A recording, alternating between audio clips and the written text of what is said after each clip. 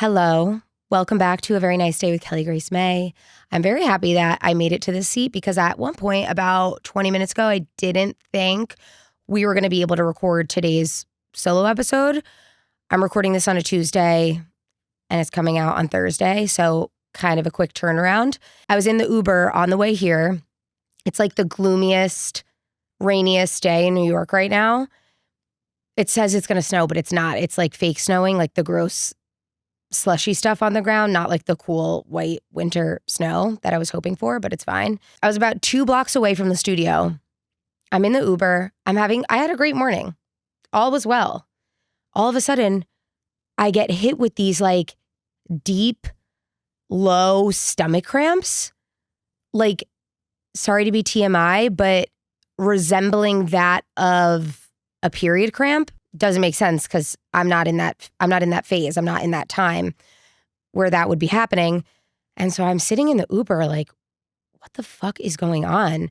And they're like not going away. So I'm about 2-ish blocks away. I just say to my Uber, I can get out here because my mom, I was telling Remy, I don't know if anyone else's mom did this, but when I was younger, my mom would, if we had a stomach ache, she would say, go do 10 laps around the dining room table. And we would literally all in a rotation, like walk around the dining room table 10 times. That was supposed to magically make our stomach ache go away. So in my mind, I'm like, I'll just get out of the Uber and walk, and I'll walk it off. So I go to my trusty corner store by the studio, was looking for Tums or Pepto-Bismol or something. I, again, don't know what was going on. I go to the bathroom. I get my Vita Coco. I'm having some water, and I'm texting Remy because it's not going away. And I'm like, am I recording with you today? I just got hit with like a really bad stomach ache. Like I genuinely don't know if I'm going to be able to record because it was one of those stomach pains where it like felt laboring to breathe. Like it was labor intensive to breathe. So I like started to send a voice note to one of my friends just to practice talking to see if I could do it. And I sat outside and I was this close to just calling an Uber, even though I was there. My recording was scheduled for 5 minutes later. But I was like, you know what? I'm just going to walk to the studio and I'm going to do hard things. Like I will be fine. It's a solo episode. I can get through this. So I'm walking to the studio.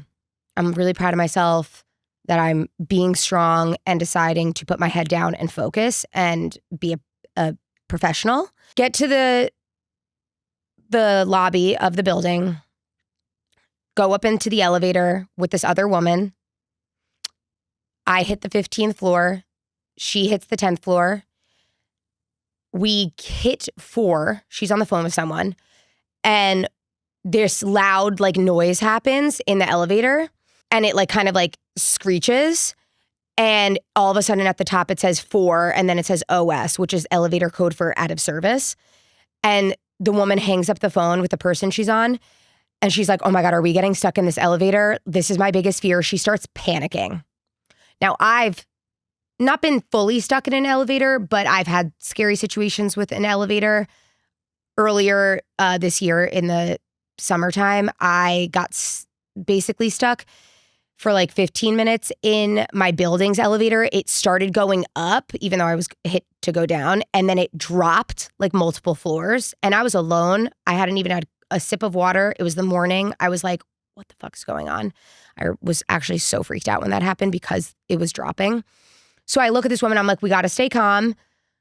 She's immediately freaking out. She starts pressing all of the buttons, all of the emergency buttons. And I'm like, wait. No. Because sometimes it's not good to do that. Those emergency buttons are there for a reason. But I'm like, I don't want to add extra technological chaos to the elevator trying to work itself out. So it slowly starts going down to 3. And I'm like, please stop touching these buttons. But the whole time I'm thinking to myself, oh my God, my stomach cramp that came out of nowhere, that makes no sense, was trying to protect me from getting stuck in the elevator. This is what's going to happen is I'm going to be stuck in this elevator now. Anyway, I calm this woman down. I tell her to stop touching the buttons. We get to the 3rd floor and I start hitting the open button. And eventually after like 30 seconds, it opens and we get out and everything was fine. But she was freaking out, and that was freaking me out. So just stay calm. Anyway, we are here. We made it. I have my Vita Coco. We're hydrated, and we're going to get through this episode, and it's going to be fine because it's going to be not a quickie, but I just have some like life updates and things that I want to share that are on my mind. So Vita Coco break. I never liked coconut water until this stuff.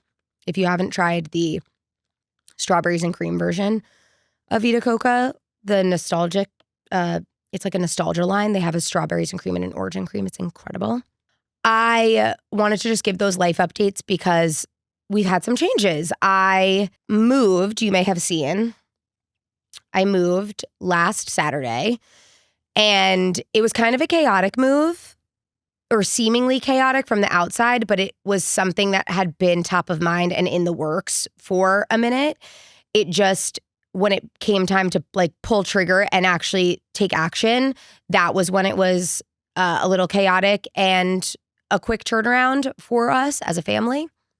So I'll give some background. So Andy and I have been in our current building for 2 years. We've been in Greenpoint for 4 years, actually 4 years yesterday. We moved December 1st of 2021. And we love our building. Love, love, love our building. But we do need a 3-bedroom. We had known that we were going to need a 3-bedroom. Our lease was up November 29th, and we had been touring 3-bedrooms. We were like even looking at some places like in our area to buy potentially, but we weren't going to buy anything. We were just like, let's just see what is out there. But we were mostly looking for places to sign a lease and rent. And we really wanted to stay in our current building, but there were no 3-bedrooms available. Eventually, August is when we started looking. In like September timeframe, a 3-bedroom became available. End of September, yeah. End of September, a 3-bedroom became available. We were immediately emailing the people in our, like the management of our building, which, like I said, we love our building. We love the building. We love the people who work there. We love like our neighbors and the people who live in the building. I don't love management. I don't know anyone who lives in New York who loves the management of their buildings. Like, show me them if that person exists. And good for you if there's good management out there. We had been expressing to them since August that we wanted to move into a 3-bedroom. We had been going and seeing apartments in the building as they became available. They would like give us the code. We would go in. Anyway, we found a 3-bedroom end of September that we absolutely loved. By the time we had said that we loved it and that we wanted to apply for it, they emailed us back and they were like, well, sorry, there was an application submitted for this 3-bedroom. You're shit out of luck. And we were like, what do you mean? We've been telling you that we want to stay here. Like, don't you care about retention and like that we just want to transfer units? Like, what the heliante? We put that dream to bed and we were like, okay. As we got closer to our lease being up on November 29th, we were like, we're either going to have to move out, re-sign our lease, or go month to month on our previous 2-bedroom. We were looking at places to move out. None of them were working. Waiting on a 3-bedroom to open up in our building within a time frame that would be suitable. And we didn't want to go month to month, but that's what we were going to do because our building charges you like an extra $1,000 a month while you're month to month, which is crazy. Like they take your current rent and then they add extra onto it if you go month to month. But it seemed like the path of least resistance because we didn't want to re-sign our lease and we weren't finding anything else. Fast forward to like November 15th. We are on a flight to Los Angeles for my sister-in-law's surprise engagement. We literally flew across the country for 36 hours for her. There's no one else I would do that for. I'm so happy for her, but there's literally no one else I would do that for. We get an email while we're on the flight at 5 p.m. Hey, that applicant for that unit that you guys liked, the 3-bedroom, it actually didn't work out. It fell through. They're not moving in.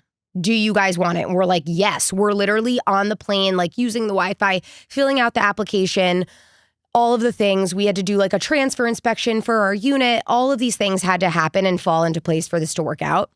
but we're trying to move as quickly as possible. Monday morning, they come in, they do our inspection, and by 11 a.m. on Monday, after the inspection, they were like, you're approved to move. Perfect. Amazing. The only thing is we had to move by the 29th.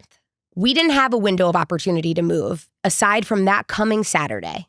That was the soonest available time that we were going to be able to move, because then you had Thanksgiving, all these things. Sarah, my sister-in-law, was coming from Los Angeles to visit us right before Thanksgiving and stay with us. And I was like, okay, we're just going to have to send it and move on Saturday. And Andy's like, this Saturday? I'm like, yes, we are going to get our shit together and we are going to move on Saturday. He's like, what? Like, when I get laser focused on something, I become a drill sergeant. So that's what I did. Before we even signed the lease, the first thing that I did was email Piece of Cake. I love these people. I could kiss them on the mouth. That is definitely an HR violation, but I love them so much. I'm going to spill some tea.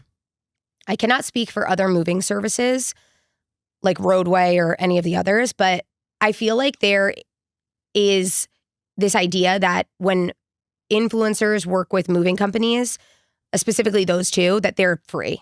I have moved with Piece of Cake 3 times now. This was my third.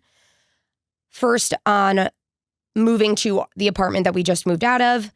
The second time was for my mom's move out when she moved out of our childhood home that she had lived in for 36 years. It was a massive project. It was a huge house, so much history, so much stuff to move. And then this move where we are literally just moving a couple of floors within our building. I feel like people just think it's free. This was the only time, candidly, that the move was actually free. And the only reason that it was free this time is because I had registered as an affiliate after my mom's move, and I had a code. And so they could track how many people had booked moves with my code. So they were able to do this move for free because it was also like a 2-bedroom. It wasn't like that time consuming for them. And we were moving within our building. They didn't have to load up the truck and everything. So I say all of that just to back up my claims of how much I love Piece of Cake. I would pay full price over and over and over again, a million times over. I got a discount on the first 2 moves, like slight discounts. My mom's move was still really expensive and I paid for that. It is the most incredible service. Like, I said this in my vlog that I posted, but you know, when you go to a music festival with a group of your friends and there's kind of just that one person who like takes charge and just quietly is like, don't worry about everything. I know there's a lot of overstimulation and a lot of stress and like moving parts and things going on, but don't worry, I'm going to lead us. I know how to do this best. I'm going to get us to the right spot and I'm going to do it in the most efficient way. And you just follow that friend and you're like, yes, leader. And you feel so safe with them. That is the equivalent of what Piece of Cake is if you're moving. So I am going to like just promote this code. I have a code. It's Kelly Grace May. I'm pretty sure it's the same discount as every other code that they offer. But I love Piece of Cake. I will move with them forever. I'm so loyal to them. And I tip those people so generously. Like, they are incredible. So all that to say, I am so thrilled with our new apartment. We have so much more space. It's a different layout than our old apartment. It's way more open. It is way more like hosting, cooking friendly. I finally have my own office, which is really exciting. I don't know if a lot of people know this, but Andy and I have been living and working from home together for, it will be 6 years in March. That is insane. We both had remote jobs after COVID. Obviously, I was working in tech. Andy works in finance. When I left Salesforce and went to the other company that I worked at called Redis was fully remote. There was just no path to me going into an office even when I was in corporate. So the fact that we have lived in a 2-bedroom and Andy had an office just because he has like a more niche, confidential topics being discussed type of job where he needs to take calls where people feel comfortable that he's not like in a room with his wife where everything is just exhibit A, like on display for me. So he always got the office, but it was time for me to have an office. Okay. And I'm so happy that I finally do.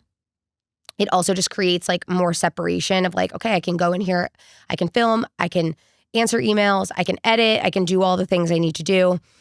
I decided to take like open closet office concept because I'm obsessed with IKEA pack systems. I love the way that they look when other people post theirs.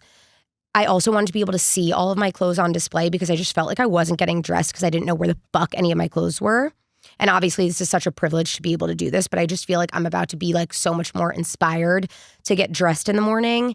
And I love fashion and I love clothes and I love putting outfits together. And I do think there is a huge power and a huge value to getting dressed and putting yourself together, even if you just work from home and you're not going to an office. I feel like it does something to your productivity levels that needs to be studied by science. Probably has been. But yeah, I'm just really excited to have more space and my own little space. And I will say moving is such a blessing because you get the opportunity to get rid of so much shit. Not only just clothes or like random supplements or things that you're not using or things that have expired. I didn't realize how much furniture and the right furniture made an impact on the way, Remy's like, yep, clock it.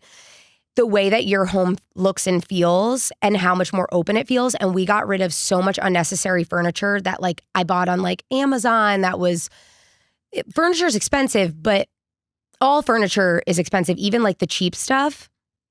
And I wanted everything that was in our new apartment to like make sense and be intentional. So I'm really looking forward to like continuing to build out our space with the right things at the right time because I'm a very, very, very impulsive instant gratification person. And historically, like if this were 2 years ago and we were moving into a 3-bedroom, I would have just tried to fill up the space with all the things that could be here as fast as possible. But instead, I'm training myself to be patient, wait for the right things, take the measurements, be intentional about where things are going to go, what purpose that they serve, and not just fill up a space with junk and clutter just for the sake of feeling like it's complete. Like, for example, we were having disagreements on couches because I wanted to get a couch as soon as possible. We love our couch. We have the Crate and Barrel lounge one, but it's really small. It's about like 89 inches. It served us so well for 4 years, but it's just time, like the way our living room is laid out now, we have more open space. So we just needed a bigger couch and like a sectional. And I had a list of so many recommendations. I posted a TikTok about this, by the way. If you are looking for a couch, please go to that TikTok. I will pin it right after this. The amount of passionate people in the comments about their couches, like, trust me, go to that TikTok. It will be pinned. So many people are passionate about their couches. But to that point, there were so many couches that I was interested in, but they didn't have showrooms for us to go sit on it. And couches are fucking expensive too, like thousands of dollars. And Andy was like, I love you, but I'm not going to just like rogue trust the internet's opinion on a couch. It's thousands of dollars. Like, we have to be able to go sit on it first. We did look at a few places. I went to Crate and Barrel. I didn't love anything. And then Andy, with his taste, if you will, we ended up going to Restoration Hardware, and we ended up investing in a very high quality, perfectly customized and tailored to the dimensions of our space couch. It is a version of the cloud couch. I was anti-cloud couch because of all the fluffing and the sinking. Like, I didn't like the way I felt when I sat on the cloud couch. I just like, it felt sunken in, like no support. But we got like a track arm one. So it's like a little bit more upright. Anywhoosie, we got a couch. Spoiler alert though, it won't be here until March. And I had to really, really, really like test my patience when it came time to check out and we realized it wouldn't be here until March, because that's a long time. But I would rather wait for the right thing, is what I keep telling myself. Anywho, that's the tea on the move. That's why it was so abrupt and sudden. I've gotten texts from 4 different people in my life who are close to me. There's nothing wrong with them texting me this. The relationship that I have with these people, it's fine for them to text me this. But I have had multiple people text me being like, you're pregnant. That's why you moved so suddenly. I am not pregnant. Everyone is pregnant though. I saw literally 12 pregnancy announcements on Sunday. I was losing my shit. I'm not even trying to get pregnant. I was losing my shit though. I was like, holy fuck, everyone is pregnant. It's jarring that we're at the age where this is like so normal. it's so normal. Like everyone's just getting pregnant or trying to get pregnant. I'm like, oh my God. But so no, I'm not pregnant. I literally just wanted more space. But to that point, I did also want more space because I like to stay in apartments for 2 years. We've done 2-year stints at each of our apartments so far in Greenpoint. I will definitely be pregnant or even have a child in this apartment. I wanted there to be enough space where it didn't feel like we were suffocating. So I am relieved that we are in a space that I feel comfortable being pregnant and bringing a child into this world in that space. That being said, I am not pregnant, not trying to get pregnant. I am chilling. I'm on my own journey, and that is that. But I'm so happy for all the people who are pregnant, and also feeling very empathetic towards the people who are trying to get pregnant and seeing a fucking pregnancy announcement every weekend on Instagram and TikTok, because holy shit, even me who's not trying, I was like, this is a lot. I'm happy for them, but I'm like, whoa, it's just a constant reminder of like, that is like, we're going to do that eventually, you know? But I'm really at peace with, I'm not fully at peace. I'm just like comfortable with the decision of where I'm at and like the timing that I'm choosing to like go forward with this process on, because there's just, it is so easy to get sucked down a rabbit hole of like, you should start trying now. Like, you need to do this sooner than later. I am of the mindset that yes, there are like healthy things that you should do, like freeze your eggs if that's something you want to do. I'm not doing that as of right now. I would if a doctor told me that I needed to. I'm just trying to like be still and calm and happy with feeling like it's okay that I'm taking my time. I want to enjoy this time of my career and this time alone with my husband. And yeah, that's where I stand. That's the tea. Not pregnant. Yes, I moved. Now moving into the next phase of this episode, Vita Coco break. Please hold. I wanted to come on here and talk about something that I am doing that, as you listen to this episode, it will be Thursday, December 4th, which is also Andy's birthday. So mentally wish Andy a happy birthday. My 33-year-old king. I'm like, you're so old. I, as you listen to this, will be on a plane doing something that I'm really excited about. And I wanted to explain to you guys a little bit about what that is. I was honestly hesitant to even share much about what I'm doing, because I know that this is like kind of a polarizing figure. I feel like he shouldn't be, but like I get why he is. Okay, let me just back up and give you some context on how this fell into my lap. My hair extension stylist, her name is Lily. Lily, I've been seeing her for years now, many years, well over 3 years. She has gone to multiple Tony Robbins summits and retreats. A lot of those retreats are in like Fiji. That's where you like walk on fire. There's different types and categories of his events, different lengths of time. She's told me about them a million times. And never once did I think to myself like, oh, I should go do that. Like that was never a thought that crossed my mind. But this last time I went in to go see Lily and get my hair extensions put back in after Bobgate, I was talking to her and she was like, yeah, I'm actually going to another Tony Robbins event. This one's in West Palm. And I was like, oh, tell me more. She was like, I'm really excited because I've never been to this specific one. It's called Date with Destiny. And I was just like kind of asking her questions about it. I've listened to Tony Robbins on podcasts before. I obviously know who he is. I know high level some things about him. I don't really know anything about his events other than people say that their lives have changed from it. I was just kind of like asking her questions, which I've never really asked her about this before. And I was on my laptop and I was kind of just looking it up. And I've had a crazy couple of months, by the way, like in terms of travel, like the move, just being on a plane. I've told you guys before, I'm not like a planes, trains, bus club, another club type of person. Like it's just kind of been the situation over the last couple of months. The last like 8 months kind of. For the most part, I'm just like a homebody and I just like want to be at home. I was just like looking it up, and even though I literally like don't have a free weekend basically until January, I was thinking to myself, I was like, this is really interesting. And the dates happen to fall within the one weekend that I'm free for like the rest of the year. And I just had this like gut like feeling of like, maybe I should look into this. So I go home for my hair appointment.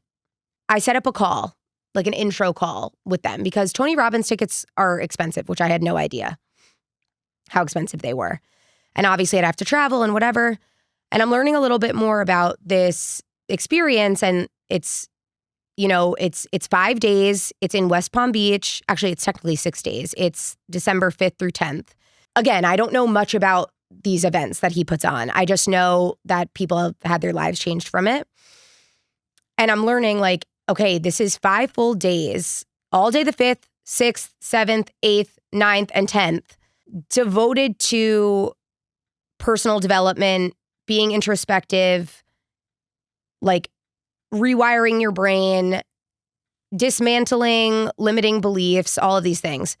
I said to Andy, I was like, I'm really curious about this. I kind of feel like I should do this. And the only thing is, though, that I would have to leave on the 4th, which is your birthday, to go to West Palm and get like registered and get my registration and get settled in and everything so that I can be there at 10 a.m. on the 5th when it starts, because it starts on Friday. And he was like, Kelly, don't worry. Like, we can have breakfast together. You can take like an afternoon flight. You have to go. He was like, you have to go do this. Like, I've never heard you interested in doing something like this. Like, you have to do this. He also doesn't know a ton about Tony Robbins. He has listened to him on podcasts too, but he was just like so supportive. And the fact that I had to leave on his birthday to go, he was like, you have to go do this. And so I booked my ticket. I booked my flight and my hotel. Yeah, as you listen to this, I will be on my way to a Tony Robbins summit, a retreat. I don't know what you call it even. And I've intentionally not done a ton of research on his events because I don't want to have a ton of expectations on how I think it's going to go and what the format's going to be and what's going to be required of me until I'm in it. All I know is that I felt like an inner calling to go do it, which sounds woo-woo, but like whatever. I can't explain it. It was just like a gut instinct. I've never been curious about this man and these events before. But in that moment, Lily told me she was going and I was interested. So like I needed to follow that curiosity because that's kind of where I'm at right now, is following my curiosity and seeing where it leads me. I've intentionally not done any research on it. I don't know what to expect. I do have to fill out like a really long intake form today, and I have no idea what to expect from that either. I purposely was like, I'm not going to even look at this before it's I set a calendar block today to sit down and do it. I am really just excited for whatever is to come from this because I know that at the very least I will learn something new about myself. And when else am I going to have the opportunity to go for 5 days and spend hours a day sitting and reflecting and thinking about what is holding me back in life? What are the things that I need to change in order to achieve what my version of success is? And honestly, what is my version of success? Like, what is that in my eyes? Like, what does that look like for me? I have an idea, but I really want to get crystal clear on it, or as clear as I can within reason. And I'm just excited to have that experience of like solitude, intentional solitude. Obviously, I'm going to be surrounded by a couple thousand other people, like-minded people, clearly, if we all ended up in that same environment. Lily will be there. I don't know if I'll find her there, but she will be there. And have the opportunity to figure out like what I want and how I need to get there, because I think the answer to what I want is somewhat easy to answer, but the path of how to get there sometimes feels impossible. It feels like a mountain that's like way too tall for me to ever climb. And I struggle a lot with being disciplined. And when I make my vision boards every year, discipline and consistency are the two things that are always on it, because they're the two things that are hardest for me to attain. I really struggle a lot with those two things, discipline and consistency. And I'm really proud that I did the marathon because it proved to me that I am capable of those two things, discipline and consistency. And it was a good way for me to feel like I could build confidence in those areas. Now I just need to figure out how to apply it to other areas of my life without working towards this specific date, time, goal, number of miles to run. I want to apply discipline and consistency to like my everyday life and my structure because I thrive with structure. And I've shared this on TikTok about how like I feel like it's so glamorized, like being a full-time content creator. For me, there has been more unglamorous parts than glamorous parts because corporate America allowed me so much structure. I hated the structure at times, but it gave me a lot of structure, and I really struggle implementing that on my own without someone doing it for me. Like there are so many things that I miss about corporate America that I don't think I actually miss about corporate America. I just haven't yet translated those elements of structure into my everyday life, being a full-time content creator and being, in quotes, my own boss. So that's kind of like where my head is at going into this, is like not having a ton of expectations, but just knowing that this is going to be a time for me to dig inward, not even look inward. I need to dig. I don't need to look. I need to fucking get a shovel and dig inside myself. Because the answers, I really believe this, the answers are always within you. And I don't think going to a Tony Robbins event is going to magically just change and transform my life. I just think it's going to inspire me and also make me do the hard things with like a time that is set aside to do those hard things. It would be hard for me to sit in my bedroom and just do all of these things. It's going to create an environment where that is like, you know, it's a nurturing environment for those things to happen. And I don't know yet how much I'm going to share about it. Like part of me was like, maybe I should vlog it for YouTube. Maybe I should vlog every day on TikTok. I don't know if I'm going to vlog it every day on TikTok. I feel like if I'm going to do it, it's going to be on YouTube, and maybe I'll like sit down with my camera at the end of each day and like go through my learnings and like what my main takeaways were. Actually, now that I'm saying it out loud, I feel like I should do that. That's what I'm doing. I am going to join a cult, the Tony Robbins cult. And I was listening to, I like thought he was really polarizing. Now I just think he's polarizing in the sense that people think that that like other people go to his events to like flip a magic switch and change their lives. I used to think that people like thought he was polarizing because he's so like, you know, he's a motivational speaker and a life coach and whatever he classifies himself as. But I was listening to him on a podcast the other day, and he was talking about how like his life's mission like is in having wealth, and the purpose of behind having wealth is just to give it back to people, and how he has on the road to, he like did 1 billion meals feeding homeless people. No. What did he do? He did around 1 billion meals feeding families. And now he's trying to be on the road to feed or create 100 billion. 100 billion meals. I really feel like that's right. I feel like I was in shock by the number, but I think that's it. And he's doing that like on his own, but also like fundraising and like, you know, encouraging people to donate what they can. But if you donate to his, I'll put the link in the description of the show notes. If you donated 100 meals, he would, I think, 10x that is what he said. I'm going to fact check this, but he would 10x that. So he would do 1,000 meals. He'll match your donation. So he's very philanthropic. He's very dedicated to giving back. He's immersed himself in saving kids from human trafficking. Like he's done a lot of really good things. So as polarizing as he might be, or if you find him off-putting, like you got to give it to him. Like he's doing a lot of good with his money. And I don't think that like there's a lot of conversations around like the ethical billionaire. And I don't know if Tony Robbins is a billionaire. I feel like he's not. If people are going to have wealth like that, I want them doing the level of work and having the level of commitment to giving back as Tony Robbins, because he's doing it and he's walking the walk and talking the talk. So TBD on if I'll do like a podcast debrief. I have to imagine I will.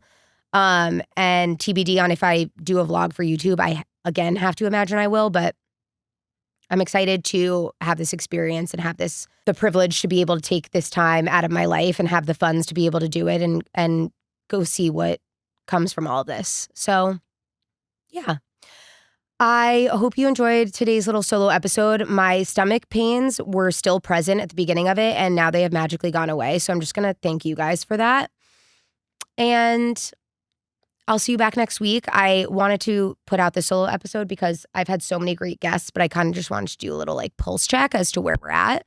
Something that's a little bit more current. And yeah. So wish me luck. Wish Andy a happy birthday. And I love you guys. I'll see you back next week for another guest interview. But happy holidays. I love you. Oh, and have a very nice day. Please. Please. It's Andy's birthday. Have a very nice day. Love you.